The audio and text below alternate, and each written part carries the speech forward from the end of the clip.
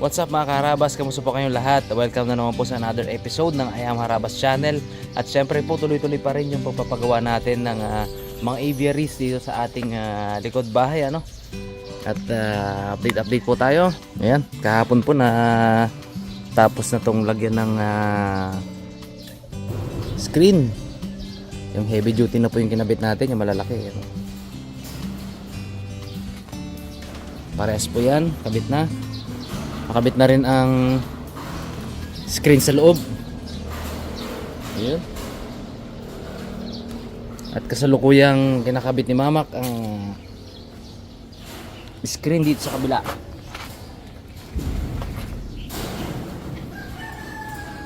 Ayun, oh. Dali din ang tsaga-tsaga, Mak, no? Hirap walang kasama, no? Nag-vlog pa kasi kami ni Kunit kanina din eh. Taga-taga lang. Taga-taga lang. Hindi natin na-rush pero panay ang trabaho ko dito pag gabi. Excited kasi ako eh, kaya kahit gabi nakalap ito, si Mamak nakalis na. Tuloy-tuloy pa rin ako dito kung ano yung pwede kong gawin. Kahit hindi na naka-vlog, nagtatrabaho pa rin ako dito. So anyway, ganoon ako pag excited mga karabas. Target natin today, Mac, tapusin na tong screen na to, no? At pintura. Okay. Ayun, kahapon pinutol-putol ko na yung mga sobrang sobrang alambre ba. Yan. Para malinis. At para iwas aksidente rin sa ibon.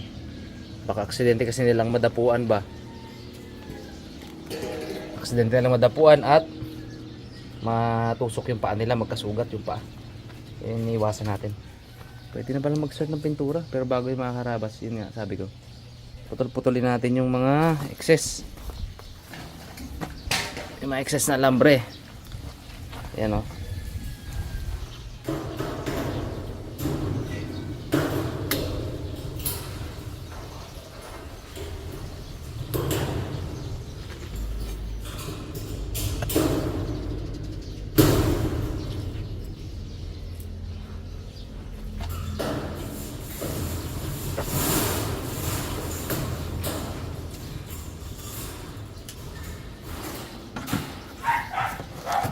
Start na po tayong magpintura. Pwede na pinturahan tong area.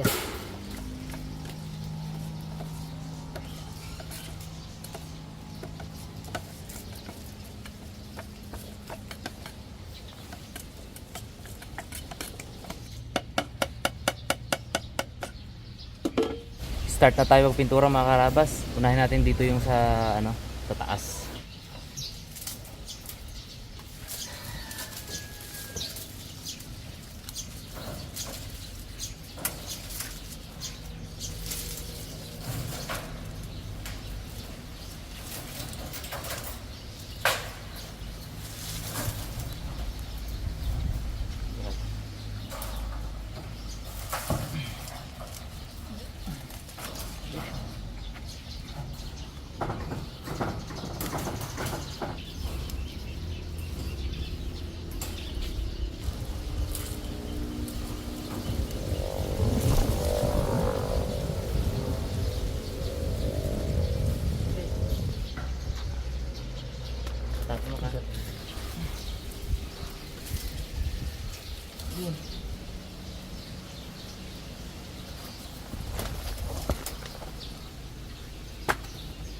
Isa sa mga advantage pag magaan tayo mga karabas, pag maliit ito yung makit-akit ng ganyan.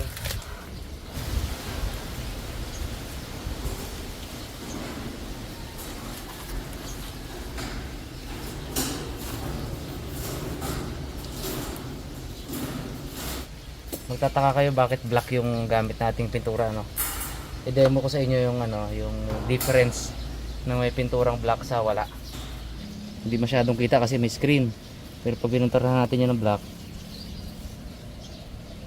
yan nyo po, di ba? Nakita nyo po ba yung difference? Yan, o. Mas kita siya, mas kita yung loob. Mas kita yung nasa loob ng kulungan. O, ito, o. Ang nakikita natin white eh.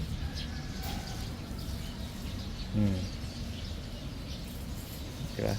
Kaya po black yung natin. yung ating pintura. May isang reason kung bakit gano'n. Yung itong light color kasi na to, lalo na pag natutukan ng araw, nagre-reflect sa atin, nagre-reflect sa mata natin yung liwanag niya, o yung kulay niya mismo nagre-reflect sa mata natin.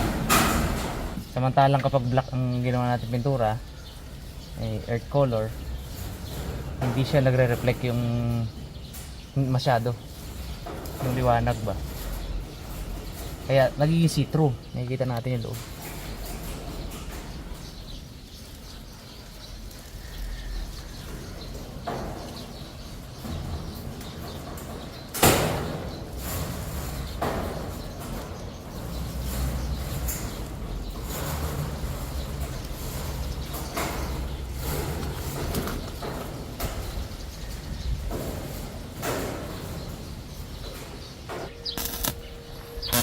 Ayan, pinapanatan na po ni Mamak yung yung pintuan. Yung lock ng pinto.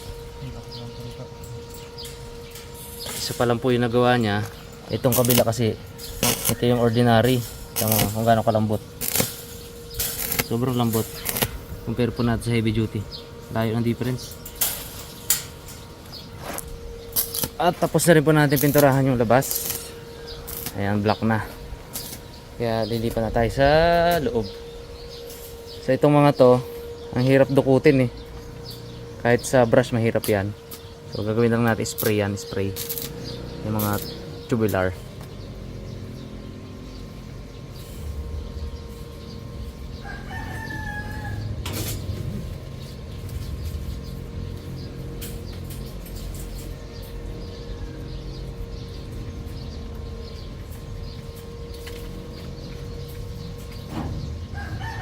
Ayan, at tapos na rin po natin pinturahan yung loob. Konting retouch na lang po yan ng brush. Ayan, tapos na rin itong side na to. Yung kabila, hindi pa. Kung makikita nyo, puting-puti pa doon. So, hindi pa po tapos yan. Nakabit na rin yung isang pinto. Lunch muna, Mac. Oo, yan yan. Right, right.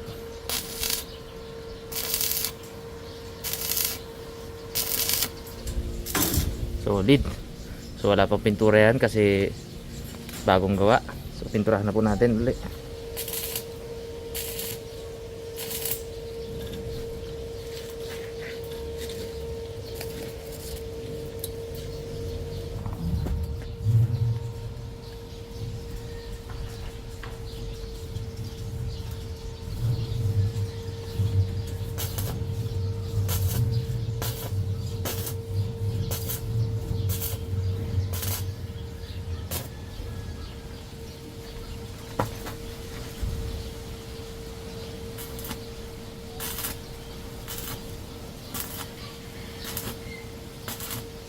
Irenda daw muna mga karabas.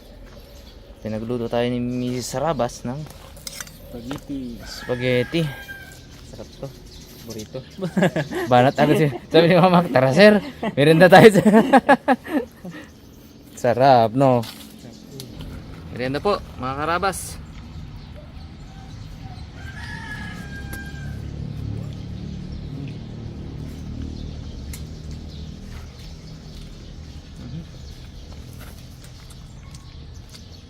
Are you eager to taste the Harabas style chicken tocino lechon in your area? We have exciting news for you fellow Harabas. Because the Harabas style chicken tocino lechon is now open for franchising. We are now accepting franchisees nationwide. You can start with 399,000 pesos for limited slots, up to 500,000 pesos only. The best thing is, no royalty fee, no renewal fee, and a 3-year partnership. And there's a bonus fellow Harabas, your franchise package comes with a charcoal griller, counter table, chopping table, stove, lighted menu board, acrylic double-face signage, acrylic main signage, promotional tarpaulin, franchise fee, 2 sets of uniform, opening assistance, plus 10,000 worth of supplies for starting your business. What are you waiting for?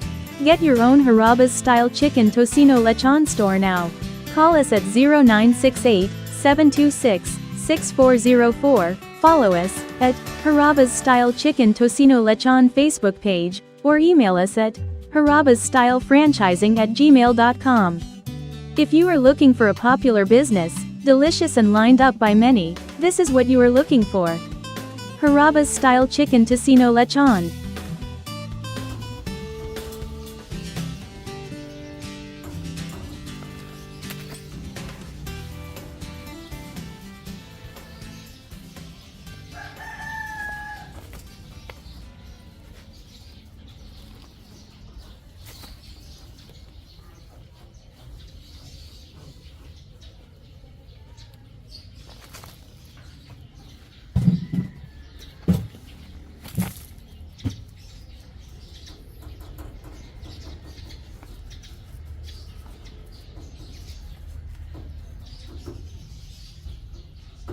Update po tayo sa natapos namin ngayong araw.